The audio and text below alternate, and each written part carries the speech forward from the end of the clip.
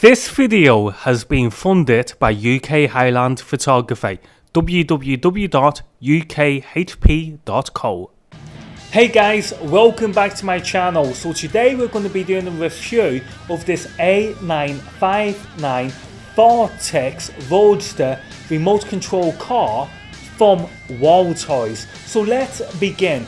Now, when you get your box, you will have to fight your way through the box in order to get access to both your remote control and the electric car itself. This is because both the remote control and the electric car is securely, fastened inside the box with zip ties and sellotape. So good luck with getting access to the remote control and the electric car. Now, once you finally do get the electric car and the remote successfully out of the box, then there's a few things that you're going to realize. The first one is the actual size of the remote control car.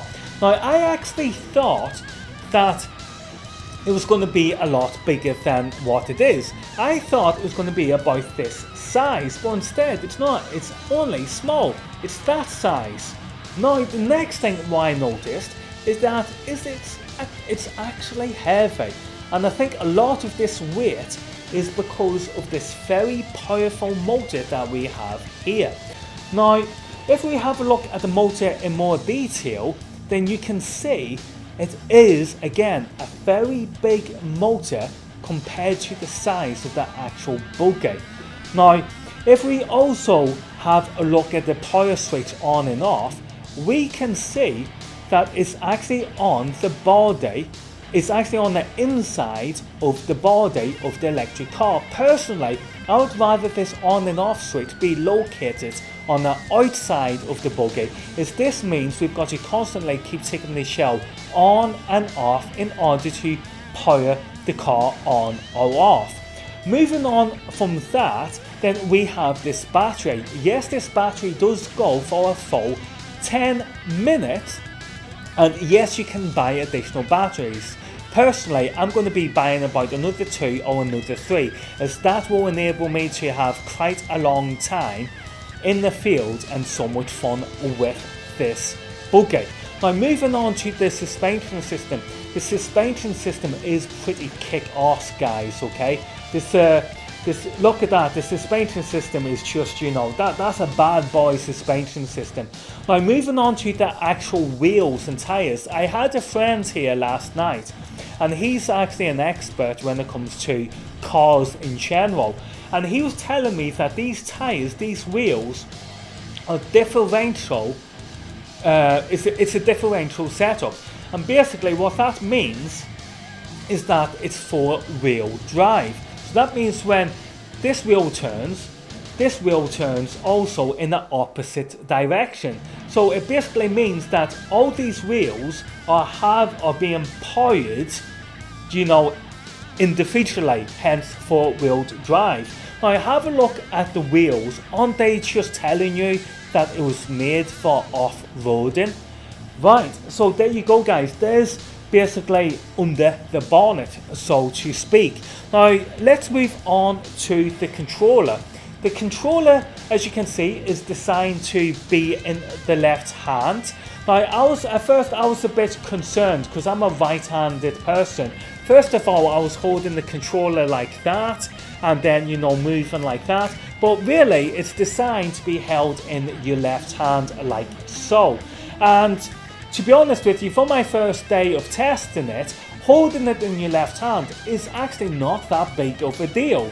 Now, you pull the controller back like so, and that's how you throttle up your speed. And if you go forward like so, that's how you reverse the car. Now, also, going forward also acts as your brake. So if you are traveling at full throttle and you move forward like so, that is basically applying your brakes.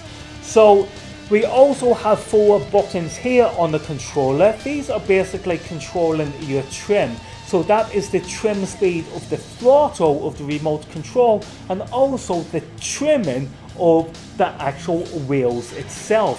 So if your car is traveling more to the left, then you would trim to counter steer to the right. You know what I mean? So that's your trimming side. So let's move on to my first day of driving this thing. So on my very first day, I decided what I would do is that I'd go to a very wide open space, and where better than a park and ride car park. So I went to a park and ride car park where I had as much space as I want in order to put this boy through its tests. Now from the very first moment I applied the throttle, what I realised is that this buggy has a tendency to just get up on its back wheels like that, go and take off. Not only that, if you do it too much, it will actually flip over. So what I've realised is when you take off, you've got to take off at a slow speed and then gradually build up your speed to full throttle. Otherwise, again, if you apply full throttle straight away, it will either do a wheelie or it will literally flip over onto its back. That was the first thing I learned. The second thing I learned was with regard to tight corners and sharp turns. Basically, if you're traveling at full throttle and you try and make a tight turn or a sharp turn, what happens is the buggy slides out on you. On the worst case scenario, it flips over on you onto its back. I realised that if you travel at half throttle, remember half throttle speed is still fast. If you're travelling at half throttle, then you do have the ability to make quite good, sharp, tight turns. So that was the next thing I learned. I started to do these kind of drills where I would just go round and round and round. Now after I finished doing this round and round drill, what happened is I realised that I was actually quite dizzy. Boy, I was like, whoa, how dizzy is that? But the drill was very successful because it really, taught me as an operator to how responsive these controls really are. And I can tell you, they are very responsive and don't have any lag. Now, the next thing why I noticed was that the braking system is very good. But the braking system, it's hard to explain, guys. But the braking system is also your reverse and your brake. So it's a little bit tricky to master at first. But once you master it, it makes sense. But it's so hard for me to try and explain to you in the video. So it's just something what you need to understand is that the braking system is also the reversing system. So I'll just move on. Now, next thing I know is, sorry, I'm looking at my microphone here, guys, because I'm having problems with my microphones today. So I'm just monitoring it and making sure it's still switched on. So the next thing I noticed is that this buggy is very aggressive. It's really, really aggressive. When you come to curbs, for example, this thing just attacks the curbs like there's no tomorrow. It is just so aggressive. Granted, it doesn't get up the curbs, but it still fights getting up the curbs. As a matter of fact, sometimes it does win, and sometimes it does make it all the way up the curb. But nonetheless, it's still a very, very aggressive little system. Now, moving on. On my second night, so basically my first night I had no problems. The first day driving I had no problems. The second day was going to be slightly different from the first day, because the second day seen me go into a multi-story car park. Now I went into this car park and the first thing I realised was I was going to have two barriers. The first barrier being pillars which support the multi-story car park, and the second barrier, well, I don't know if it is a barrier, but that being surface water. But when you take surface water and remote control vehicles and you put them together, then you get what? Yep, you get fun. So I wasn't too bothered about the surface water, but the pillars I was. Now, what I noticed was on this night was that my car I wanted my car to go straight, okay? But I noticed that it kept veering off to like a 2 o'clock position. And, I thought I had originally trimmed this whole setup. But according to my friend who was here last night, then he's saying that these wheels are slightly off, and he's saying it's not because of the trimming, he's saying it's because of something else. Remember, he's an expert within like rally cars, so he would know a lot more about what he's talking about than what I would.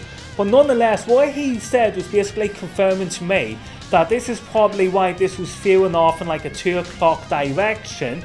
But it wasn't much of a problem, because as that was veering off, I could counter correct that by steering to the left in order to pull it back onto track. So that wasn't much of a problem, but I didn't want to stop messing around with my trimming, because quite frankly, that's boring. I wanted to have fun. So I continued just blasting this thing around the car park, as you can see in the video. Now, I have to say, it did get to the point where my luck ran out with regards to the pillars, because I did smack the pillars at full throttle. And what happened was this wheel here clipped the pillar, and basically the power of the collision smashed this entire section, and the rear axle went flying across the car park. So that basically brought my night to an end. I had to pick up all the components and come back home. Now, this is one thing what you need to know about this buggy, is that it's got so many components that mix it up. As a matter of fact, if you have a look at the manual actually looks like a colouring in book, because there's just so many components that mix up this remote control buggy that is actually quite complex. So what I had done was I had basically bent the holding pin that holds all these components together in the rear back wheel. Now, I was able, when I got home, I was able to straighten out that holding pin and reassemble all the back wheel back together again, as in accordance with the manual. So basically, I had fixed it. So I had now advanced within the RC world. I have now learned how to fix my back wheel with regards to the axle and the holding pin. So I decided, because the night was young, I was going to go back out again. So I went back to the same multi-story car park. This time I decided to go to the top of the car park where there was no pillars, so I wouldn't be crashing into anything. However, when I got to the top of the car park, I realised that there was actually more surface water up there than what there was at the bottom of the car park. But nonetheless, surface water and electric cars equals fun. You got it. So I started rallying around for about 5 minutes at the top of the car park, just totally having a blast with this thing. Skidding around all over the place. It was generally just it was happy days. But eventually I had another crash, but this time I had crashed into like some form of a drainage ditch. And when I went over, the electronics was basically covered in water. And then I noticed that this car had now developed some kind of trick. It was just twitching all the time. And I tried fixing it there and then on the spot, on the night, but it didn't happen. So I realised that I had to admit defeat and come home. Now, when I came home, I allowed the remote control car to, dry out. And when it dried out, I switched the power on. And yeah, it was still twitching. Unfortunately for me, it was still twitching. Now, I done a Google on this, and I also done a YouTube on this, and I see there's plenty of people within the RC community that experiences twitches with regards to the servos, but unfortunately I could not find an answer. Instead, all I found was this technical, jargon-based, long-winded, spend hours taking apart your buggy and then re-putting it together for hours, and then it may not work again. So I thought, there's got to be a more simpler solution to that.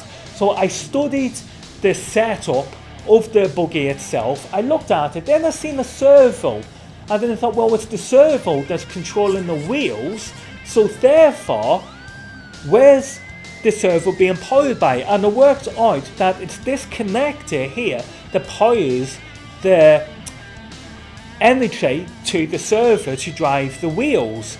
So I disconnected that connector, then reconnected it, I switched on the buggy, and guess what guys, the traction had simply now vanished.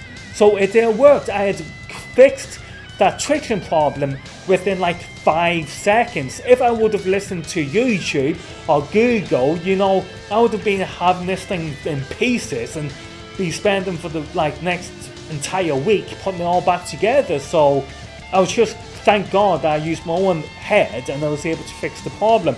So I'm gonna come on to what I learned about this then on the second night. On the second night I learned that in spite of the videos you see on the internet, this A959 remote control car, it does not like to be operated in wet conditions. It does not like wet conditions, full stop. So I advise against you driving this in wet conditions. The next thing what I noticed again is that we need some kind of counterweight in order to fight this throttle issue. Because again, if you throttle off on full power, this flips up and starts traveling forward, and at times it flips over onto its back. So we need, some kind of counterweight there, or we just need to start off slow and then gradually increase the speed up to full throttle. The next thing I noticed was the trim settings. I may need to study that a bit more in order to fix a few, issues. But apart from that, everything was fine. Moving on to my final conclusion. Should you buy this? Should you buy it? Okay, this is what I think. Yes, it is a very fun and very fast machine, but I strongly feel that the A959 was made for more serious RC hobbyists. If you're just getting into the RC world for the very first time, then I would not buy this. The reason being is because of the amount of components that this is made up of. This was made for the serious RC hobbyist. If you buy this for the very first time and you don't have no real interest in RC world, if you crash this within 5 minutes and it's a severe crash and all these components are scattered all over the place, then the fun factor is just disappeared for you and you're going to hate remote control cars. However, if you're a serious hobbyist and you're willing to take the rough with the smooth, then yeah, this is a great entry level buggy to enter the RC world with. Now, what else? I've noticed a few improvements what I would like to see. Headlights and tail lights. I really wish this had a headlight and a tail light, because when you're driving at night, and we all want to be driving at night, it's very hard to see the direction the buggy is facing when it's in the shadows. If you had headlights or tail lights, you would be able to know which way the buggy is facing, and then you'd be able to navigate the buggy back to yourself with the navigation lights. So, if you're a DIY head, you could easily make that modification, and you would also be able to easily make the modification for the counterweight to stop that problem as mentioned before. But guys, yeah, so my overall conclusion, it's a great buggy, but it's only really for the serious RC hobbyist or someone who's going to have a long-term interest in the RC world. So yeah, there you go guys, there's my review of the A959 remote control buggy. I just hope again it helps some of you guys, and thank you to UK Highland Photography for funding this video, because if it wasn't for UK Highland Photography, I would not have been able to do this review of the A959 buggy. So again guys, click the link below in the description and visit our sponsor and check them out and see what they're all about.